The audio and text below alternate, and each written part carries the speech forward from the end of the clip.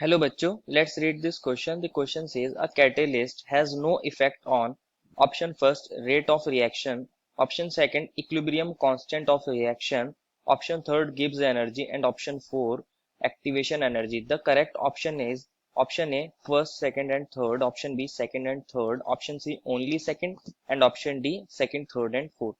बच्चों इस क्वेश्चन में हमसे पूछा गया है कि हमारा जो कैटेलिस्ट है वो किस चीज पर इफेक्ट नहीं करता है।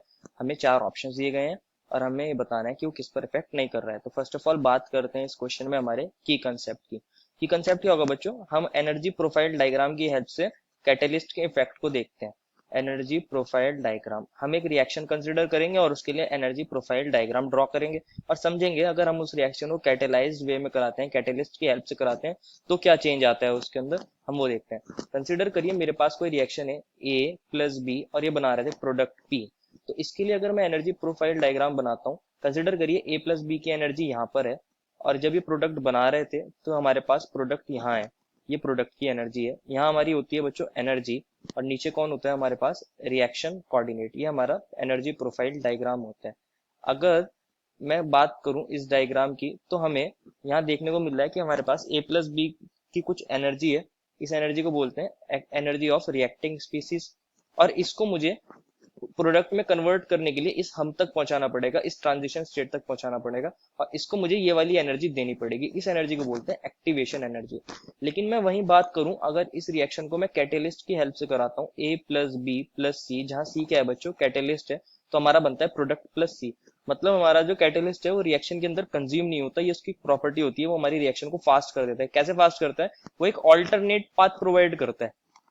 इसने एक ये ऑल्टरनेट पाथ प्रोवाइड करी है और इसके अंदर देखोगे आप तो ये एक्टिवेशन एनर्जी क्या हो गई है बच्चों, कम हो गई है। मुझे थोड़ी सी एनर्जी देनी पड़ेगी रिएक्शन कराने के लिए और हमारी रिएक्शन फास्टली हो जाएगी।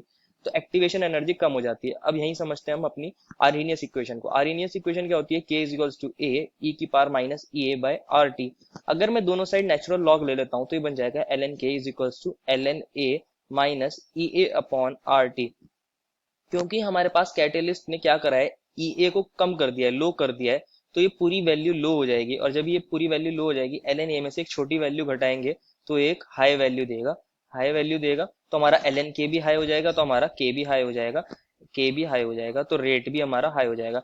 तो क्या हो रहा है, इसने हमारी एक्टिवेशन एनर्जी को कम करा है, रेट को बढ़ा दिया है। ये दो चीजों पर इफेक्ट डालता है। तो हमारा फर्स्ट ऑप्शन ठीक है कि रेट पे रिएक्शन पे डालता है इफेक्ट, तो ये तो ठीक है बात। और फोर्थ ऑप्शन भी सही है कि एक्टिवेशन एनर्जी पर ये इफेक्ट डालता है। लेकिन ये इक्विलिब्रियम कांस्टेंट और गिव्स एनर्जी पर कोई इफेक्ट नहीं डालता और हमसे क्वेश्चन में पूछा गया था कि किस पर इफेक्ट नहीं डालता है। तो हमारा ऑप्शन क्या हो जाएगा, second and third, that is option number b. The final answer is option number b, second and third. I hope you understood it well and best of luck.